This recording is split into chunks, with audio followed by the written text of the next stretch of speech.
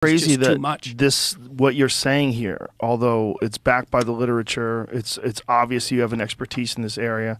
That this is labeled as transphobic. Yeah, this is a transphobic Well, it's even conversation. worse than that, because the data, and this was known, let's say 10 years ago before this all became an issue. Ken Zucker in Toronto, he was the world's leading authority on transgenderism.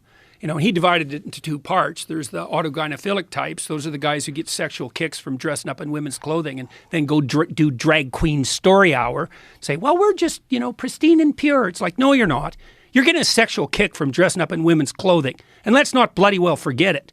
And you can't even say that now, but every clinician worth his salt knew that for decades. And then there's another subpopulation, and those are usually gender non-conforming kids. And, like a conservative skeptic might say there's no such thing. It's like, no, there is. So your typical gender non-conforming kid would be, this would be the perfect target for this, would be a feminine boy or a masculine girl who's high in trait openness, so has kind of a mutable identity, who's also high in neuroticism. And there's lots of kids like that. And so they don't fit in that well with their peer group. They're tomboy girls or feminine boys. And then if you track a lot of them, some of them develop body dysmorphia. They're not very happy with themselves at puberty because they don't fit in.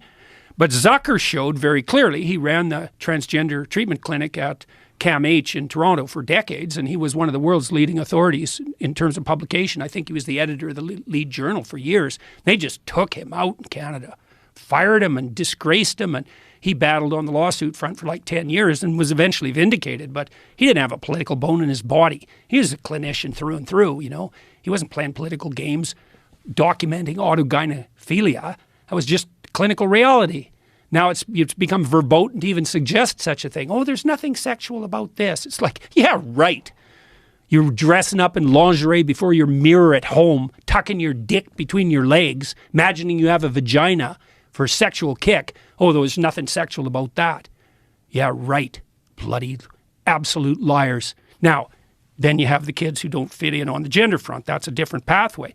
But with them, if you leave them alone, so do no harm, leave them alone. 90% of them accept their body, their sex, by age 18 or 19. And 80% of them are gay. So what that also means is, and the gay community is going to wake up to this sooner or later, is that most of the kids being sterilized and mutilated are gay. 80% of them. So I don't see how the LGBT alliance is going to hold up under that sort of reality. So